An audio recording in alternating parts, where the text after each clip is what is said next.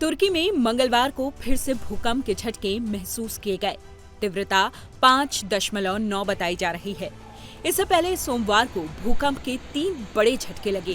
पहला भूकंप सोमवार की सुबह 4 बजे आया।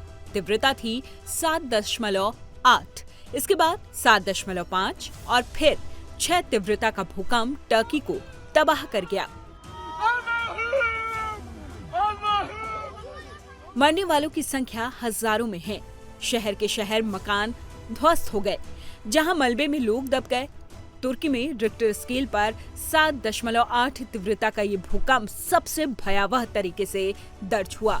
भूकंप का भयानक मंजर सीरिया में भी देखने को मिला है। अब आप जरा कल्पना कीजिए, भारत में अगर इतने तेज भूकंप आ गए तो क्या होगा।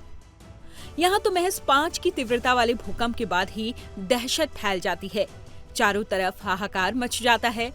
दरअसल भारत एक ऐसा देश है जो अपनी समृद्ध सांस्कृतिक विरासत और विविधता के लिए जाना जाता है, लेकिन भूकंप और बाढ़ जैसी प्राकृतिक आपदा से भी ग्रस्त है।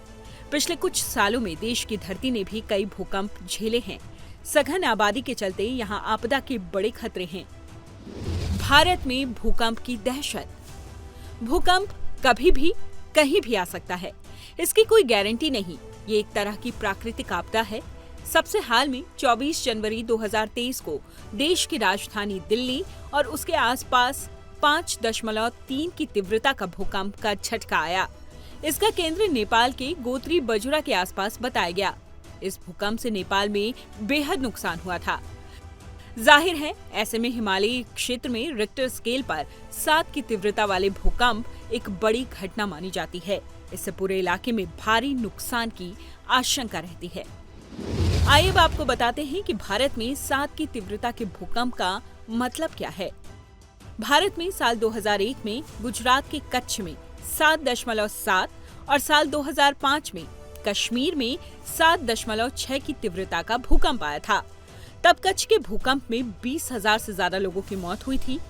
जानकारों के मुताबिक भारतीय उपमहाद्वीप टेक्टोनिक प्लेट सीमा पर स्थित है। यहाँ धरती के नीचे की प्लेट यूरेशियन प्लेट से टकराती है।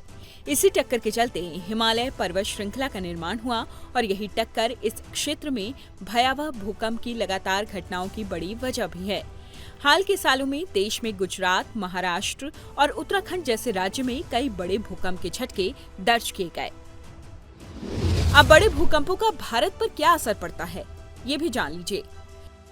टर्की हो या जापान या फिर इंडोनेशिया, यहाँ आने वाले बड़े और विनाशकारी भूकंपों ने देशवासियों को दहला दिया है। नेशनल सेंटर फॉर सिस्मोलॉजी के अधिकारियों की राय में भारतीय शहरों में जिस तरह का निर्माण है, ढांचा है, यहाँ जिस तरह से इमारतें बना दी गई हैं, उनका बुनियादी ढांचा है, उसे देखते हुए भारत में अगर 7 तीव्रता का भूकंप आता है तो वो निश्चित तौर पर विनाशकारी साबित हो सकता है। अनगिनत लोगों की जान जा सकती है, लाखों लोगों पर असर पड़ सकता है और राजधानी दिल्ली में तबाही सबसे ज्यादा मच सकती है।